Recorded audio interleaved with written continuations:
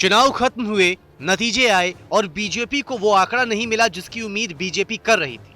इस चुनावी नतीजे के बाद अगर सबसे ज्यादा चर्चा हो रही है तो वो है फैजाबाद की सीट को लेकर, क्योंकि यहां बीजेपी हार गई और उम्मीद यही थी कि राम मंदिर बनने के बाद बीजेपी को यहां से जीत तो मिलेगी।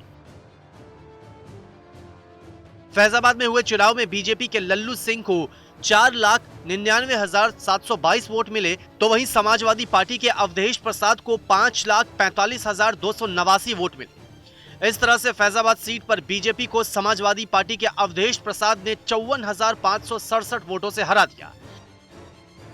अयोध्या में बीजेपी की ओर से पूरा जोर लगाया गया था, जमकर चुनाव प्रचार भी किया गया, लेकिन फिर भी इस सीट पर बीजेपी की हार हुई।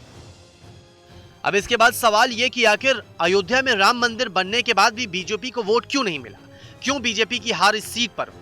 अब इस सीट पर बीजेपी की हार को लेकर समाजवादी पार्टी के मुखिया अखिलेश यादव का बयान सामने आया है। अखिलेश यादव बता रहे हैं कि आखिर वो कारण क्या है जिसके वजह से अयोध्या में बीजेपी को लोगों ने वोट कम दिया और समाजवादी पार्टी के पक्ष में ज्यादा।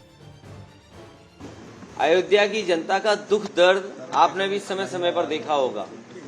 उन्हें जो उम्मीद थी वहां की जनता को, जिस तरह के सरकार का कामकाज था, लोगों को मुआवजा नहीं दिया सही जमीन का, लोगों के साथ अन्याय किया, आपने मार्केट की कीमत से जमीनें नहीं ली उनकी। जब लैंड एक्विजिशन करने के लिए आप चले तो आपने दबाव बना करके, झूठे मुकदमे लगा करके उनसे जमीन छीन ली। आप किसी पुण्य काम के लिए आप गरीबों को उजाड़ रहे हैं। तो इसीलिए मैं समझता हूं अयोध्या और आसपास की जनता ने भारतीय जनता पार्टी के खिलाफ मतदान किया।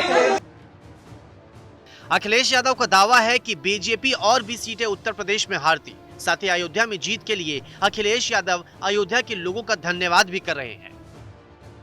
भारतीय जनता पार्टी और भी सीटें हारती उत्तर प्रदेश में।